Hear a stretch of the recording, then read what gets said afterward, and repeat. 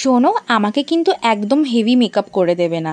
আমার মেকআপটা হবে একদম সিম্পল অ্যান্ড সফট। আর হ্যাঁ, আমার মেকআপটা কিন্তু ন্যাচারাল আর গর্জিয়াস হবে। কি হবে তো এমন মেকআপ লুক? হ্যাঁ, ঠিক এমন কিছু কিছু ডিমান্ডস নিয়ে আমার এই মিষ্টি মিষ্টি ক্লায়েন্টরা আমাকে তাদের স্পেশাল ডের জন্য কন্ট্যাক্ট করে। আর আমি তাদের আশ্বাস দিয়ে বলি, অবশ্যই, কেন হবে না। তুমি যেমন লুক চাও তোমার স্পেশাল ডের জন্য, আমি তোমাকে ঠিক তেমন করেই সাজিয়ে দেবো। সো হ্যালো এভরিওয়ান, আমি ব্রাইডাল মেকআপ আর্টিস্ট ঝর্ণা তোমাদের জন্য নিয়ে এসেছি আমার একটা নতুন কাজ। চেষ্টা করেছি এই মেকআপ টিউটোরিয়ালে স্টেপ বাই স্টেপ ভিডিও যাতে তোমাদের সাথে শেয়ার করতে পারি। দিনটি ছিল 12ই জুন।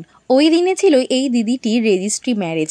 তো এই স্পেশাল ডেতে সাজার জন্য দিদি আমার সাথে কন্ট্যাক্ট করেছিল। দিদিটি আমাকে বলেছিল তার মেকআপটা যেন একটু গ্লসি হয় আর আই মেকআপটা একটু গ্লিটারি করে দিই আর হেয়ারটা একটু মেসি হেয়ারস্টাইল করে দিই। সো এরপর আমি দিদির ডিমান্ডস অনুযায়ী দিদিকে সাজানো শুরু করে দিই। তোমরা কিন্তু দেখে জানিও দিদিকে কেমন লাগছে। প্রথমে এই ফেসটিকে ক্লিন করে আমি একটি টোনার দিয়েছিলাম, তারপর একটা ওয়াটার বেস ময়েশ্চারাইজার দিয়ে প্রাইমার দিয়ে স্কিনটা প্রিপেয়ার করে নিয়েছিলাম। এরপর বেসটাকে রেডি করে আইব্রো করে আই মেকআপ স্টার্ট করেছিলাম। দিদি আমাকে আগের থেকে বলে দিয়েছিল দিদি লোয়ার লাইনে কাজল পড়বে না, তো আমি লাইনার পরিয়ে চোখের আউটার কর্নারে ব্ল্যাক শ্যাডো দিয়ে স্মাচ করে দিয়েছিলাম যাতে দিদির চোখটা আরো সুন্দর লাগে। তো এরপর আমি মাস্কারা, হাইলাইটার, লিপস্টিক পরিয়ে দিদি ফুল লুক ডান করেছিলাম। এই হলো ফাইনাল লুক। তোমরা কিন্তু কমেন্ট করে জানাতে ভুলো না দিদিকে কেমন লাগছে। দিদির তো মেকআপটা ভীষণ পছন্দ হয়েছিল। দিদি যে রিভিউ দিয়েছে আমি তোমাদের সাথে পরের ভিডিওতে অবশ্যই শেয়ার করব।